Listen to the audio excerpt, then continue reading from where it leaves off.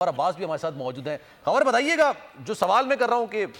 جو لوگ یہ بات خیال کر رہے تھے, آج ان کو واضح پیغام مل گیا کہ نون لیگ کا ہی ہے پنجاب, نون لیگ کا ہی ہے لاہور.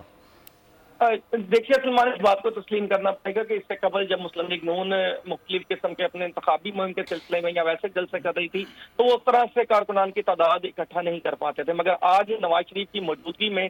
لوگوں کی بڑی تعداد دکھائی دے رہی ہے. لاہور میں مختلف سڑکوں پر میدان پاکستان کے جتنا گراؤنڈ ہے یہاں پر خاصا روڈ دکھائی دے رہا ہے, اور اس کے ساتھ جتنے بھی فلائی اوور ہیں, اس سے ملحقہ جو علاقے ہیں وہ ثابت کرتے ہیں کہ نواز شریف صاحب کے ساتھ کوئی اٹیچمنٹ ہے کارکنان کی. اور آج جو نواز شریف صاحب نے اپنی تقریر میں سب سے اہم بات کی, وہ بات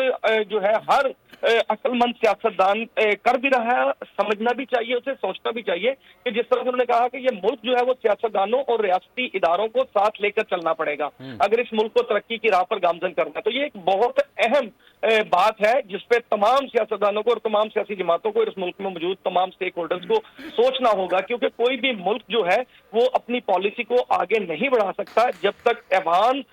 جو اسمبلیاں ہیں وہاں پر منتخب ممبران ریاستی اداروں کے لوگوں کو ساتھ لے کر نہ چلیں. یہ پوری دنیا کے اندر یہی رسم چلتی ہے, اور جب بھی یہاں پر خلا پیدا ہوتا ہے تو پھر کسی قسم کی مشکلات کا سامنا آتا ہے. ایک تجربہ سیاستدان ہے نواز شریف, انہوں نے بڑا اچھا پیغام دیا ہے اور اس پیغام کو انہیں عملی طور پر آگے بھی بڑھانا چاہیے. اور جیسا کہ بول ٹی وی نے آج صبح بتا دیا تھا کہ نواز شریف جو ہے وہ انتقامی باتوں کی بجائے زیادہ معیشت پر فوکس کریں گے, اور اپنے